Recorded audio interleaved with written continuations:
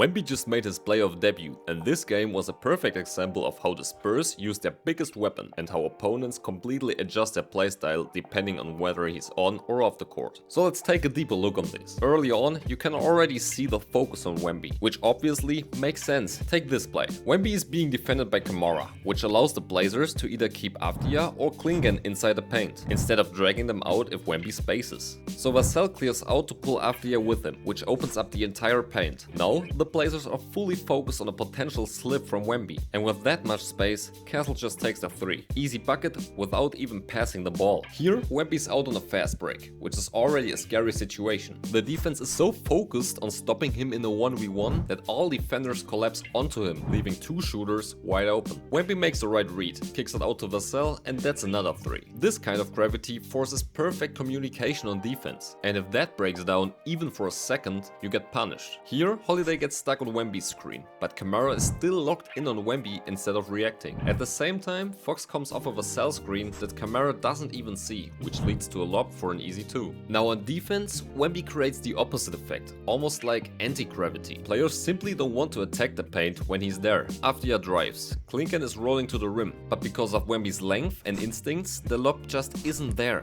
It would get blocked or picked off, so instead Avdija kicks it out. Holiday tries to attack, but again, Wemby shuts down the entire area and the possession just dies. And it's not just help defense. In isolation, he's a demon. Kamara tries everything to get by him, but Wemby just doesn't give him anything, so he gives it up. Wemby switches immediately onto Holiday and rejects the layup. But of course, there are always ways to get to the rim. Here, the Blazers attack the weak side, while Wemby is pulled out on the strong side. That creates a window for Avdija to get into the paint. Even though Wemby reacts insanely fast and tries to recover, Avdija still finishes. And speaking of Avdija, he was locked in. Honestly, one of the most underrated players right now in my opinion. He has the strength and the skill to score against Wemby, like he does right here. But overall, most of the Blazers' success attacking the rim came when Wemby was on the bench. That's when things really opened up. Now on the offensive side, Wemby was basically unstoppable. I'm not just talking about the spins or the crazy step back threes, which are ridiculous considering his size. Even though, yeah, he did sell that one clip. One here, Fox to Wemby. Oh.